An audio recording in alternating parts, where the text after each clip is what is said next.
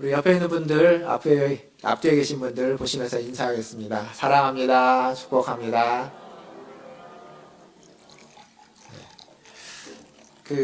코로나 확진자가 계속 늘어나고 있는데 가까이 학교에서 코로나 확진자들이 생겼습니다. 학생과 또 이제 외부에서 강사로 오는 선생님 중에 확진자가 생겨서 아무래도 이제 조심을 해야 되겠죠. 우리의 일상 가운데 있습니다. 다행인 것은 아직까지 학생들과 교직원들 가운데 이제 검사를 받으신 분들 중에 양성이나 확진자가 아직까지 보고된 건 없습니다. 제가 알고 있는 바로는 없는데, 그래서 큰 문제가 없을 거라고 생각은 되지만 그럼에도 불구하고 좀 조심하고 좀 주의하는 게 필요할 것 같습니다.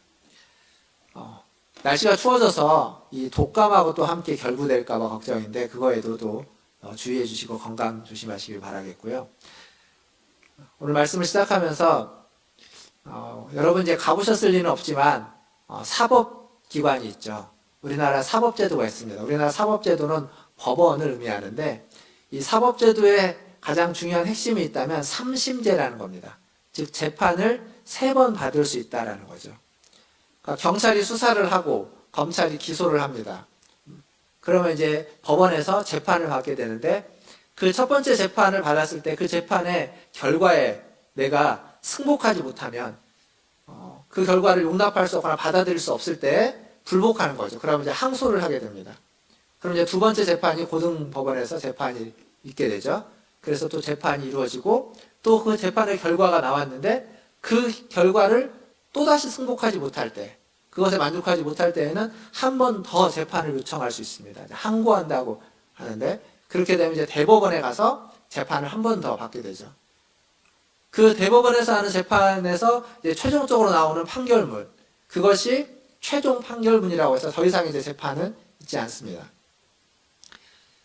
그 최종 판결문과 같은 것이 오늘 우리가 보고 있는 이 로마서 3장, 오늘 읽은 본문입니다.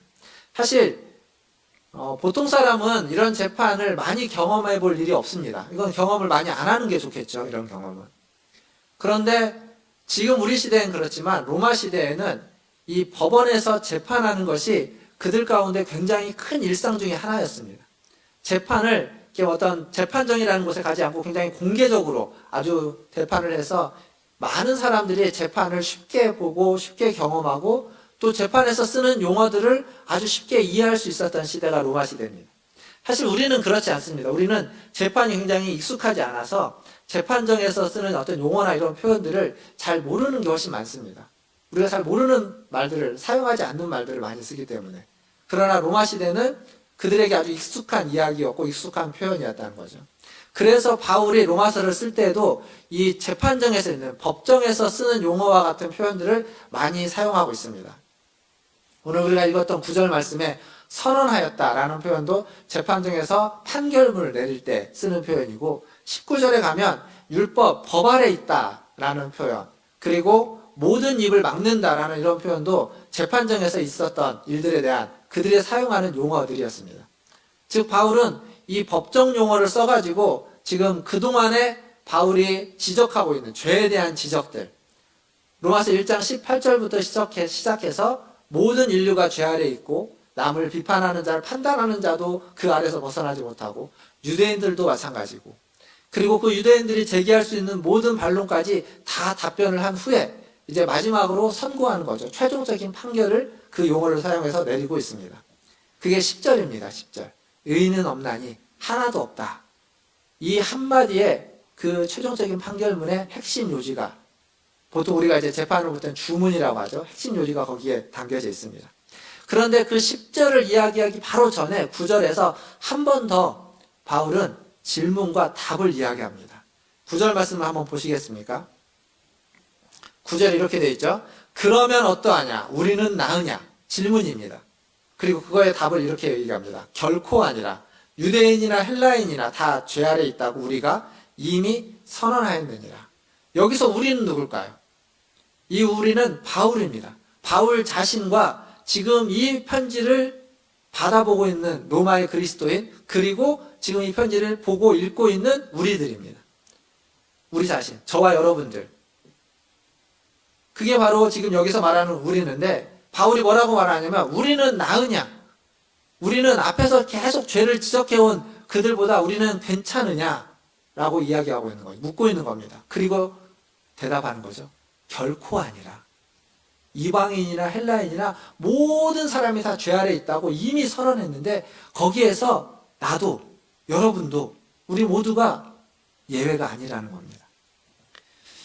사실 다른 사람의 죄를 지적하는 건 그렇게 어렵지 않습니다. 우리는 잘 모르는 사람도 이렇게 잠깐 만나보면 그 사람의 장단점을 쉽게 파악하고 저 사람은 저래서 안 돼 라고 아주 쉽게 파악할 수 있는 능력자들입니다. 그런데 그 능력이 자기 자신에게는 발휘되지 않습니다. 남의 문제는 잘 지적하지만 정작 자신의 문제는 잘 모르는 경우가 많습니다. 아니 알더라도 그 문제 가운데서 나는 예외시키려고 열애시킵니다. 그리고 열애가 안 된다면 그래도 저 사람보다는 내가 좀 더 나은 사람이라고 생각하고 있습니다. 자기의 잘못을 인정하는 건 쉬운 일이 아닙니다. 굉장히 어렵습니다. 그런데 오늘 본문에 보면 바울이 그것을 하고 있습니다. 그러면 어떠하냐? 우리는 나으냐? 우리는 저들보다 괜찮냐? 결코 아니라 똑같다는 겁니다. 그들보다 더 낫다라고 생각하지 않는 겁니다. 그러니까 지금 바울이 계속 죄를 지적하고 있죠. 이래서 죄고 너희는 이래서 문제다라고 지적하고 있는데 그것은 내가 너희보다 좀 낫기 때문에 지적하는 것이 아니라 나도 똑같은 죄인이지만 나도 너희와 똑같지만 그럼에도 불구하고 하나님이 그것을 하라고 하셨기에 하는 거다라고 하는 거죠. 바울은 자기 자신을 뭐라고 생각했는지 아십니까? 우리가 잘 아는 표현이 있죠. 바울이 자기 자신을 가리켜서 죄인 중에 괴수라고 했습니다. 죄인 중에 괴수. 하나님의 심판을 받아도 100번, 1000번 더 넘게 받아야만 하는 나쁜 사람, 죄수라는 것을 그는 알고 있었습니다. 사도행전에 보면 그 바울의 행적을 쭉 살펴보다 보면 얼마나 바울이 하나님 앞에서 큰 죄를 저질렀는지 알 수 있습니다. 그런데 죄인 중에 괴수이지만 죄인 중에 괴수이기 때문에 죄가 얼마나 심각하고 얼마나 크고 얼마나 무서운 건지를 그는 아는 겁니다. 그래서 이야기하고 있는 겁니다. 죄가 무엇인지 알고 그 죄 앞에 우리가 얼마나 연약하고 미천한 존재인지를 그는 알기에 그것을 지적해주고 있는 거죠. 삼국지를 아시죠? 삼국지를 우리가 읽어보지 않았어도 삼국지에서 얘기하는 많은 그 이야기 중에 우리가 잘 아는 표현이 하나 있습니다. 그게 뭐냐면 지피지기면 뭐라고요? 백전백승이다. 삼국지에 있는 얘기죠. 근데 엄밀하게 보면 삼국지에는 그렇게 표현되어 있지는 않습니다. 삼국지에는 지피지기면 백전불태요, 지지지천이면 백전백승이라 이렇게 되어 있습니다. 그 두 개를 합쳐서 얘기하는 건데 그 지피지기라는 말은 무슨 의미냐면 적을 알고 나를 알면이라는 겁니다. 백전불태라는 말은 100번 싸워서 100번 위태롭지 않다, 패배하지 않는다는 얘기죠. 그럼 언제 백전백승하냐면 지지지천이면 땅을 알고 하늘을 알면 백전백승한다라는 얘기입니다. 어쨌거나 여기서 지피지기라는 말이 있습니다. 지피지기. 적을 알고 나를 알면이라는 거죠. 지금 바울은 자기가 어떤 존재인지 아는 겁니다. 지기죠. 자기 자신을 압니다. 죄인 중에 괴수라는 걸 아는 거죠. 자기 몸을 쳐서 복종시키지 않으면 자기가 하나님으로부터 언제든지 떨어져 나갈 수 있는 그러한 죄인이라는 것을 그는 아는 겁니다. 그래서 로마서 7장 24절에 가보면 바울은 자신에 대해서 이렇게 얘기합니다. 오라 나는 곤고한 사람이로다. 이 사망의 몸에서 누가 나를 건져낼까? 이 사망 가운데서 과연 누가 나를 건져낼 수 있을까? 그만큼 건져내지 못할 만큼 자기는 공고한 사람, 죄인이라는 이야기입니다. 즉 무슨 얘기냐면 바울은 지금 남에 대한 얘기를 지적하고 있고 너희들의 죄를 지적하고 있지만 바울은 끊임없이 남만이 아니라 자기 자신을 돌아보고 있고 자기 자신에 대해서 더 엄격하게 기준을 적용하고 있다는 겁니다. 이 오라 나는 공고한 사람이로다. 이 사망의 몸에서 누가 나를 건져낼까? 이건 바울의 아주 처절한 고백입니다. 그리고 바울의 절망이라고도 이야기할 수 있습니다.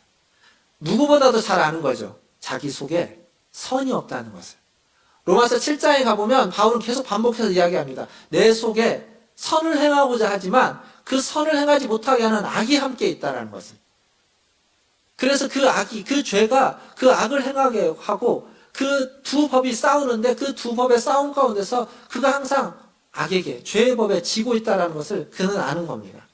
그래서 공고한 사람이라고, 죄인 중에 괴수다라고 이야기하고 있습니다. 사랑하는 성도 여러분, 여러분은 바울과 같은 이런 처절한 고백이 있으십니까? 내 인생이 안 풀리고 어떤 어려움이 있고 환란이 있어서 그래서 처절하게 절망하는 것이 아니라 내 안에 있는 죄로 말미암아서, 내 안에 있는 그 연약함 때문에 선을 행하고자 하지만 선을 행하지 못하게 막는 그 죄악이 내 안에 있는 것을 보면서 절망하고 낙심하고 처절하게 몸부림친 적이 있으십니까? 그것이 없다면, 그것이 없기 때문에 우리는 하나님의 은혜가 그렇게 크게 다가오지 않는 겁니다. 그것이 있을 때에 그런 나에게 베풀어 주신 하나님의 은혜가 훨씬 더 크고 훨씬 더 빛나고 훨씬 더 의미 있게 다가오게 되는 거죠. 하나님 앞에서 무너진 경험, 내 인생이 잘 안 풀려서 무너지는 것이 아니라 내 인생이 잘 풀리는 것과 상관없이, 인생이 너무 잘 풀리다 보니까 하나님 앞에서 내가 죄인이라는 사실을 망각하고 하나님을 두려워하지 않음으로써 내 연약함을 깨닫고 나의 그 죄악됨을 깨달아서 무너지는 경험, 그 경험이 우리에게 필요합니다. 사실 성경에 많은 인물들이 있습니다. 하나님의 위대한 사람들이 있습니다. 그런데 그들도 다 이런 경험들을 합니다. 다윗이 훌륭한 하나님의 대리자이자 왕이었지만, 하나님의 마음에 합한 자라고 불려지지만, 그도 한순간에 그 죄악에, 그 간음으로 말미암아서 무너져 버렸습니다. 솔로몬처럼 이 땅에 지혜 있는 자가 없다고 말하지만 그 지혜도 그가 노년에 들어갔을 때에는 다 힘을 발휘하지 못했습니다. 그냥 한순간 무너져서 타락하고, 그의 말년은 그렇게 아름다운 모습이 아니었습니다. 그뿐만 아닙니다. 지금 이 땅에 있는 수많은 아주 인격적이고 아주 훌륭하고 그리고 우리가 본받을 만한 믿음의 하나님의 사람들도 어느 한순간 무너져 버리는 경우들을 우리는 듣습니다. 돈의 문제, 재정의 문제, 여자의 문제, 여러 가지 권력의 문제, 이런 문제들 때문에 넘어지는 거죠. 그 안에, 우리 안에 있는 죄들 때문입니다. 죄의 법 때문인 거죠. 그러면 저나 여러분, 우리는 더 낫습니까? 저라고 그들보다 나을까요? 여러분은 그들보다 괜찮습니까? 바울이 대답해 주는 겁니다. 결코 아니다. 그렇지 않다는 겁니다. 우리도 마찬가지라는 거죠. 그래서 이 바울의 고백은 우리의 고백이야만 합니다. 바울의 고백은, 이 바울의 처절한 고백은 오라 나는 공고한 사람이로다. 이건 우리가 해야 되는 고백입니다. 오라 나는 공고한 사람이로다. 바울이 1장 18절부터 지금 3장 20절까지 이 죄에 대해서 아주 치밀하게 꼼꼼하게 지적하고 있는 이유는 그 죄에 꼼짝달싹 못하게 하기 위해서, 우리가 거기에서 빠져나갈 구멍이 없도록 꼼짝달싹 못하게 하기 위해서, 그래서 그 죄 앞에서 우리가 처절하게 절망하고 낙심하고 무너지고 오라 나는 공고한 사람이로다 라고 말할 수 있도록 하기 위해서, 고백할 수 있도록 하기 위해서 바울은 이렇게 하고 있는 겁니다. 이 바울의 지적, 이 바울의 지적질 앞에 다 무너져 내리시고 다 절망하시기를 주님의 이름으로 축원합니다. 아멘이 잘 안 나오죠? 절망을 축원한다고 하는데 어떻게 아멘이 잘 나오겠습니까? 근데 그 절망이 우리를 회복시키는 절망이 되는 겁니다. 바울은 이렇게 모두가 다 하나님 앞에서 의인은 한 사람도 없고 다 죄인이라고 이야기한 뒤에 11절부터 이제 그 죄에 대한 판결문의 내용 안에 죄의 실체가 무엇인지, 죄의 실상이 무엇인지를 말해주고 있습니다. 10절에 의인은 하나도 없다고 이야기하고 모두 죄인이라고 이야기하고 11절에 가니까 이렇게 얘기합니다. 깨닫는 자도 없고 하나님을 찾는 자도 없고, 18절에 가면 그들의 눈앞에 하나님을 두려워함이 없느니라 함과 같으니라. 하나님을 찾는 자가 없다는 겁니다. 그리고 하나님을 두려워하지 않는다는 겁니다. 이게 죄의 실체입니다. 하나님에 대해서 아예 생각이 없는 겁니다. 하나님을 찾지 않습니다. 아니, 찾아도, 하나님을 찾았어도 그래서 그게 나랑 무슨 상관이 있냐는 거죠. 하나님이라는 어떤 신이 있고 그 신의 위대함이 있으면 그 앞에서 두려워하는 게 인간의 기본적인 본능일 텐데, 본성일 텐데 두려워하지 않는 겁니다. 하나님을 모르는 것이 아니라 하나님을 알아도 하나님을 두려워하지 않는 겁니다. 두려움이 사라져버린 거죠. 이게 바로 죄의 실체입니다. 그래서 그 두려움이 사라지자 우리에게 드러나는 거 뭐냐면 뻔뻔함이 드러나는 겁니다. 뻔뻔함. 부끄러울 줄 모르는 거죠. 부끄러워할 줄 모릅니다. 내가 분명히 잘못했음에도 불구하고 뻔뻔하게 더 소리치고 더 외치면서 내가 무슨 잘못을 했냐고 그러는 겁니다. 근데 이런 뻔뻔함이 우리에게 다 있지 않습니까? 세상에서는 어쩌면 적당한 뻔뻔함이 있어야만 사회생활을 더 잘하고 더 지혜롭다고 말할지도 모르겠습니다. 근데 오늘 우리가 읽었던 본문에 보면 10절에서 12절에 뻔뻔하지 않은 자가 하나도 없다고 이야기합니다. 의인은 없나니 하나도 없고 깨닫는 자도 없고 하나님을 찾는 자도 없고 선을 행하는 자도 없는데 하나도 없다라고 반복해서 하나도 없다는 얘기를 반복해서 얘기합니다. 그러니까 모두가 다 뻔뻔한 자라는 겁니다. 모두가 다 똑같다는 겁니다. 여기에서 저나 여러분도 예외이지 않습니다. 우리도 마찬가지입니다. 꽤나 괜찮은 사람, 꽤나 주님을 잘 믿고 주님을 잘 따라오고 성실하게 살았던 사람이라는 생각을 우리의 마음속에서 싹 지워야 됩니다. 하나님의 최종적인 판결은 아니라는 겁니다. 결코 그렇지 않다라는 거죠. 에릭 프롬이라는 사람이 현대사회를 이야기할 때 세 가지 단어를 얘기했습니다. 하나는 적대감, 그리고 불신감, 그리고 도구화. 이걸 쭉 이어서 설명해 보면 이런 겁니다. 우리는 서로를 적대합니다. 저 사람이 좀 못해야 내가 좀 더 나아지고 믿고 따르고 함께 가기보다는 적대감을 갖고 살아갑니다. 그러다 보니까 서로를 믿지 못하는 거죠. 불신하는 겁니다. 저 사람이 저렇게 잘 했을 거라고 믿지 않습니다. 내 눈에 보여지고 내 손에 들려지고 내가 알기 전까지는 상대방에 대해서 내가 수용하기 전까지는 믿지 않는 마음이 있습니다. 잘 할 거라는, 열심히 할 거라는, 최선을 다할 거라는 생각을 하지 않습니다. 우리는 믿지 않는 겁니다. 그러다 보니까 어떤 사람이 내 옆에 있으면 그 사람을 나의 이익을 위해서, 유익을 위해서 도구로 전락시켜버리는 경우들이 많습니다. 왜 이렇게 될까요? 하나님을 두려워하지 않아서 뻔뻔하기 때문에 사람을 도구로 만들어버립니다. 나를 위해서 일하는 도구로, 나를 위해서 뭔가 유익을 끼쳐야 하는 도구로 전락시켜버리는 거죠. 우리에게 필요한 건 하나님에 대한 두려움을 회복하는 겁니다. 하나님이 무서운 줄 알아야 됩니다. 다른 말로 바꾸면 성경에 경외심이라고 이야기하죠. 하나님에 대한 경외심이 회복되어야만 합니다. 우리의 신앙을 점검함에 있어서 나의 신앙이 바르게 되어 있는지 안 되어 있는지를 확인하는데 주일 예배를 내가 빠지지 않고 잘 드리느냐 아니냐, 내가 신앙생활을 함에 있어서 말씀을 읽고 기도생활을 빠지지 않고 잘하고 있느냐 아니냐 보다 더 중요한 건 내 마음에 하나님에 대한 두려움이 얼마나 있느냐입니다.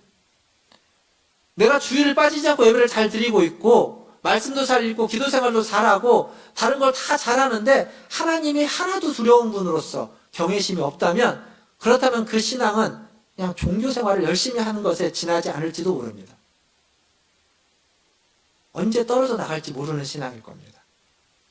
그것보다 더 중요한 것, 종교생활보다 훨씬 더 중요한 것은 하나님에 대한 두려운 마음이 우리 안에 깊이 있어야 됩니다. 출애굽기에 보면 산파들이 등장합니다. 애굽에서 가장 두려운 존재는 바로였습니다. 바로의 말은 신의 말이었습니다.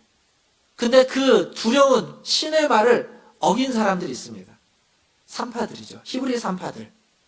태어난 아이를, 남자아이는 모두 죽이라고 하는 그 말을 어겼습니다. 왜요? 성경을 보십시오. 하나님을 두려워하여 라고 적혀져 있습니다. 바로보다 그 시대의 신과 같은 바로보다 하나님이 그들은 더 두려웠던 겁니다. 바로의 말을 어기면 죽을 수 있습니다. 근데 죽는 것보다 하나님이 더 두려웠기 때문에 죽음을 불사하고서라도 바로의 말을 어겨서 아이를 살려는 겁니다. 사랑하는 성도 여러분, 하나님에 대한 두려움을 회복하시기를 주님의 이름으로 축원합니다. 우리의 신앙에서 이 두려움만 회복된다면 다른 어떤 것은, 우리가 부족하다고 하는 모든 것들은 그것 하나로 충분히 다 커버될 수 있습니다. 하나님에 대한 두려움, 경외심이 회복되는 저와 여러분 되시기를 주님의 이름으로 축원드립니다. 근데 이 경외심이 없는 자들, 타락한 자들에 대한 타락상이 13절부터 쭉 나옵니다. 13절부터 보시면 목구멍은 열린 무덤이라고 되어 있죠. 혀로는 속임을 일삼고 입술에는 독사의 독이 가득하고 그 입에는 저주와 악독이 가득하다라고 적혀 있습니다. 목구멍, 혀, 입술, 입 이게 다 뭐냐면 우리의 말, 우리의 언어 생활에 대한 비유적인 표현입니다. 목구멍은 열린 무덤이다. 무덤이 열렸습니다. 그럼 그 안에 뭐가 있을까요? 시체가 있겠죠. 오래됐으면 썩는 시체일 겁니다. 냄새가 나겠죠. 그러니까 목구멍은 열린 무덤이라는 말은 우리의 입에서 나오는 것들이 다 냄새나는 악취와 같은 것들이라는 이야기입니다. 비유적으로 말해주는 거죠. 혀는 속임을 일삼는다. 입만 열면 거짓말한다는 얘기입니다. 재밌는 건 이 거짓말을 연구한 학자들이 있습니다. 그 연구한 학자들의 리서치 결과를 보면 인간은 10분에 3번씩 거짓말을 한답니다. 또 어떤 사람을 연구해 보면 하루에 200번 이상 거짓말을 한다고 합니다. 여러분은 이 예배 드리는 1시간 동안 아마 거짓말을 안 하시겠죠? 말을 안 하시니까. 근데 저는 말을 하죠. 저는 몇 번이나 거짓말을 할까요? 설교하는 30분 동안 한 10번은 거짓말을 한다는 얘기입니다. 그러니까 그래서 제 설교를 잘 걸러서 들어야 됩니다. 거짓말이 있을 수도 있으니까. 이 얘기는 뭐냐면 그만큼 우리는 거짓말을 일삼고 있다. 애쓰지 않아도 자연스럽게 거짓말이 나오는 겁니다. 이유가 다 있겠죠. 당황해서 순간 뭔가 어찌어찌 해서 하다 보니까. 근데 어쨌거나 그 거짓말이 너무 일상화되어 있고 자연스럽게 우리는 거짓을 일삼는 사람이라는 이야기입니다. 이뿐 아닙니다. 입술에는 독사의 독이 있고 그 입술에서 나오는 그 말이 독이라는 겁니다. 독. 잠언 18장 21절에 보니까 이런 말씀이 있습니다. 죽고 사는 것이, 저 아까 1부 때도 틀렸는데도 똑같은 거 하나요? 18장 21절입니다. 죽고 사는 것이 혀의 힘에 달렸나니. 죽고 사는 것이 혀의 힘에 달렸다는 겁니다. 집회서라고 하는 외경이 있습니다. 그 천주교에서 보는 공동번역 성경에는 있는 집회서라는 외경에 보면 28장 18절에 이런 말이 있습니다. 칼에 맞아 죽은 사람이 많지만 혀에 맞아 죽는 사람은 더 많다. 그러니까 말이, 입이 사람을 죽인다는 겁니다. 바울이 이 언어에 대한 부분을 왜 이렇게 많이 이야기하냐면 창세기에 보면 하나님의 심판이 2번 임합니다. 2번. 한 번은 노아의 홍수, 물로 하는 심판이 있죠. 그리고 또 한 번은 바벨론에서 바벨탑을 쌓았을 때 하나님이 심판을 하면서 사람들의 언어를 다 흩어버립니다. 그들이 말로써 하나님 앞에 범죄했기 때문에 그렇게 되는 거죠. 그래서 사람은 언어를 보면, 말을 보면 그 사람이 구원받았는지 받지 않았는지를 짐작할 수 있습니다. 예수님도 그런 얘기 했습니다. 마태복음 12장에 보면 12장 34절에서 37절에 보면 이런 말씀이 있습니다. 제가 읽어보겠습니다. 잘 보십시오. 독사의 자식들아, 너희는 악하니 어떻게 선한 말을 할 수 있느냐? 이는 마음에 가득한 것을 입으로 말함이라. 선한 사람은 그 쌓은 선에서 선한 것을 내고 악한 사람은 그 쌓은 악에서 악한 것을 내느니라. 내가 너희에게 이르노니 사람이 무슨 무익한 말을 하든지 심판날에 이에 대하여 신문을 받으리니 내 말로 의롭다함을 받고 내 말로 정죄함을 받으리라. 그럼 말로써 하나님 앞에서 심판받는다는 겁니다. 우리의 말로써 우리의 구원에 대해서 우리가 은혜 받은 자인지 아닌지를 알 수 있다는 겁니다. 그러니까 우리의 신앙, 그리고 우리의 신앙의 성숙도는 우리의 말, 우리의 언어에 달렸다는 거죠. 근데 이게 한 사람만의 얘기가 아닙니다. 우리가 속한 우리의 가정에서 사용되고 있는 언어, 그리고 우리가 속한 우리 공동체에서 사용되고 있는 말, 이것이 공동체의 신앙과 공동체의 성숙도를 말해주고 있습니다. 지난 한 주간 여러분이 주로 어떤 말을 하셨는지, 어제 하루 동안 여러분이 어떤 말을 하셨는지를 한번 생각해 보십시오. 그 말이 나의 모습입니다. 그 말이 나의 신앙이고 나의 인격입니다. 화가 났을 때, 화가 많이 나죠. 화날 일이 많이 있을 겁니다. 그때 나는 어떻게 이야기하고 있고 어떻게 말하고 있는지, 내 안에 무엇인가가 가득 차 있을 때 그것이 어떤 식으로 표현되고 표출되고 있는지 우리는 그것을 돌아봐야만 합니다. 그게 우리의 신앙을 말해주고 있는 것이기 때문입니다. 우리가 어떤 사람인지를 말해주고 있습니다. 또한 본문 15절 16절에 보면 발은 피 흘리기에 빠르다라고 되어 있죠. 그리고 그 길은 파멸과 고생의 길이다. 고생이 있다라는 겁니다. 다른 사람은 어떻게 되든지 상관없이 그냥 살아가는 인간의 모습을 보여주고 있습니다. 너 죽고 나 죽자는 식으로 서로 파멸로 치닫고 있는 인간의 모습. 그게 지금 바울이 이야기하고 있는 죄에 대한 모습입니다. 죄의 실상인 거죠. 인간의 타락한 현실입니다. 우리의 모습입니다. 우리의 모습. 이건 그냥 우리가 아닌 로마 시대의 그들의 모습이 아니라 우리의 모습이라고 지금 바울은 선언하고 있습니다. 말씀을 맺겠습니다. 제가 앞에서 지피지기면 백전불태라는 말씀을 드렸습니다. 적을 알고 나를 알면 100번 싸워서 100번 유태롭지 않다라는 얘기죠. 나를 아는 것. 여기서 나는 어떤 모습일까요? 바울의 표현대로 죄인 중에 괴수. 오라 나는 곤고한 사람이로다. 내가 얼마나 연약한 자이고 얼마나 죄인인지 절망하는 것. 그게 나를 아는 겁니다. 그러면 적을 아는 건 뭘까요? 죄를 아는 겁니다. 나의 그 연약함과 그 절망적인 것과는 상대적으로 죄가 얼마나 강하고 죄가 얼마나 무서운지, 죄가 얼마나 힘이 있는지, 죄가 우리를 어떻게 좌지우지하는지를 아는 겁니다. 이 절망적인 알미입니다. 이건. 나는 아무런 능력이 없고 힘이 없고 우리의 적은 힘이 있고 강하고 능력이 있다는 걸 알면 절망할 수밖에 없죠. 절망적인 알미입니다. 근데 이 절망적인 알미 우리를 위태롭게 하지 않는다는 겁니다. 우리를 위험에 빠지지 않게 합니다. 왜요? 경거망동하지 않게 만들기 때문에 그렇습니다. 그 절망이 함부로 우리가 살지 못하도록 하는 겁니다. 더 낮아지게, 더 겸손하게 만드는 거죠. 어리석은 짓을 못하게 하는 겁니다. 그러니까 절망이라고 해서 항상 나쁜 게 아닙니다. 낙심이라고 하는 것이 언제나 없어야만 하는 것이야. 그 낙심과 그 절망이 나의 힘으로는 내가 도대체 이 땅에서 살아갈 수 없구나. 그러면 누군가로부터 힘을 얻어야 되는데, 도움을 받아야 되는데 그 누구가 어디에 있을까? 라고 하면서 주님을 찾고 주님을 만나게 해주는 절망과 낙심이 되는 겁니다. 나의 힘으로 모든 걸 다 할 수 있다면, 그리고 절망할 일도 없고 낙심할 일도 없다면 굳이 주님이 필요해야 될 이유가 없을지도 모릅니다. 주님을 알아도 그 주님을 두려워하지도 않을 겁니다. 두려워할 필요가 없으니까요. 그런데 나로 말미암아서, 내 죄악으로 말미암아서 괜찮아 보이지만 남들은 다 괜찮다고 하는데 스스로 나를 볼 때 괜찮지 않다는 걸 내가 안다면, 그래서 그 속으로 절망하고 있다면 그 절망에서 헤어나올 수 있는 방법은 딱 하나밖에 없습니다. 우리를 위해서, 나를 위해서 십자가에 달려 죽으시고 부활하신 주님을 붙잡는 겁니다. 그 주님을 의지하는 길밖에 없는 겁니다. 안 되는 거거든요. 나로서는 안 되는 겁니다. 내가 할 수 없는 거기 때문에 도움을 받아야 되는 겁니다. 주님의 도움. 코로나19가 여전히 흑성입니다. 다른 나라에 비하면 우리나라는 참 괜찮은 편입니다만, 하지만 우리는 지금 여기에서 많이 힘들고 계속 또 이렇게 확진자가 300명 이상 나니까 이게 자꾸 움츠러드는 게 됩니다.